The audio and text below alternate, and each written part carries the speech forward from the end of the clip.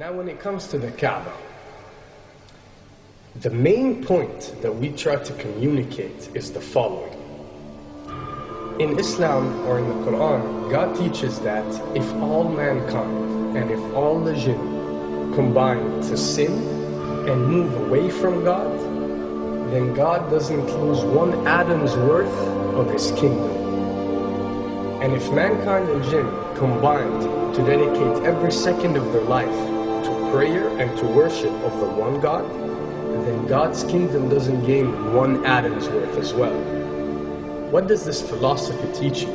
It teaches you that God is not in need of you, or your practices, or your worships, or your prayers. You are in need of these practices and these worships. You are in need of God and not the other way around. If you can understand that philosophy, then you can appreciate prayers and what they are meant to do, which is basically enlighten you. So when dealing, for example, with the Kabe, Muslims are required to go and perform Hajj one time in their life, and it's one of the 5 pillars of Islam. Growing up, most Muslims accept this, and most of them do it without questioning, and this is the essence of belief, and this is great. But at the same time, this doesn't mean that if you question or research, you're going to come back with negative or bad answers. The opposite is actually true.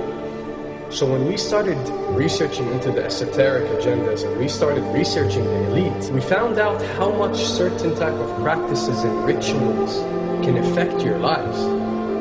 So when we went and placed this on Islam, we developed an even deeper respect for this religion and a far deeper respect for God and the creator of us.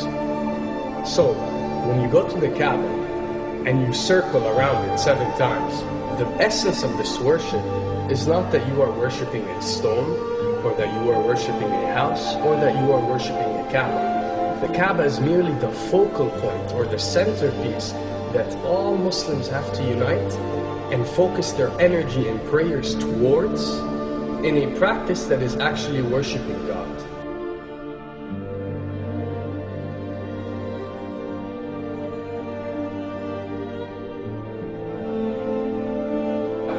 Now, going in circles counterclockwise does not break you away from time and space.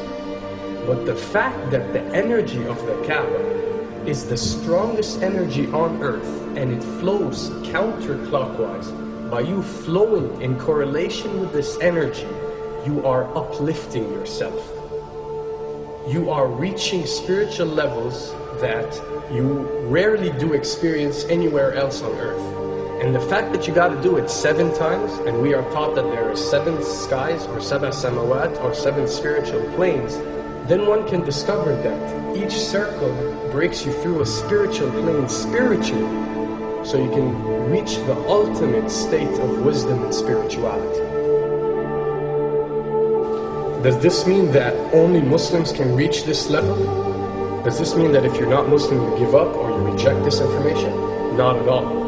In essence, any one of you, regardless of what your faith is, if you are dedicating your worship and your journey to the one and only Creator and not anything created, then you are on a righteous path.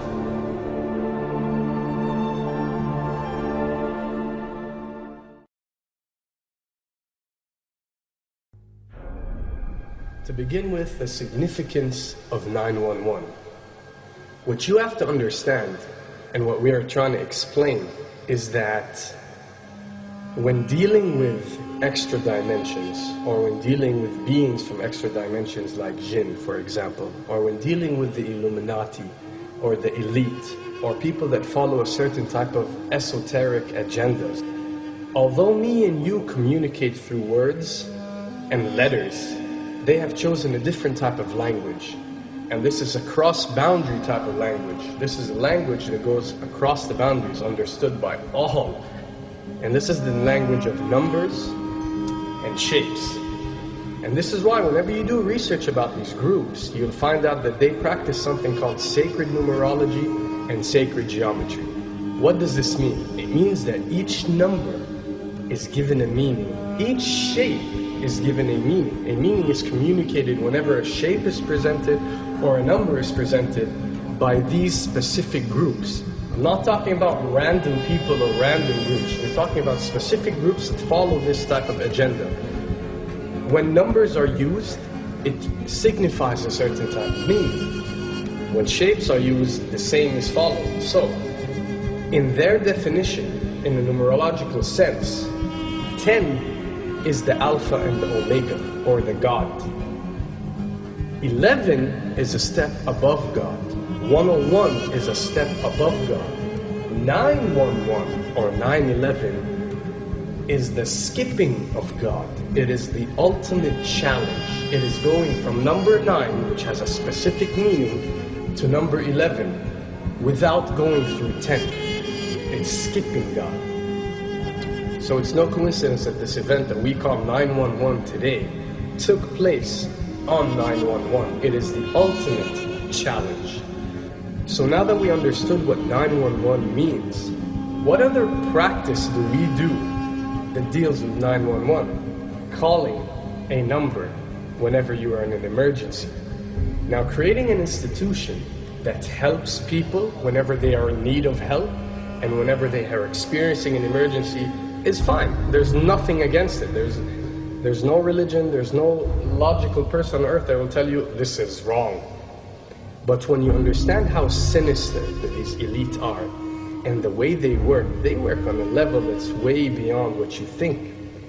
So the fact that when you're experiencing an emergency or when you are in need of help, you have to pick up a phone and dial 911, which is the ultimate numerological definition of skipping God, then you'll understand how these people work.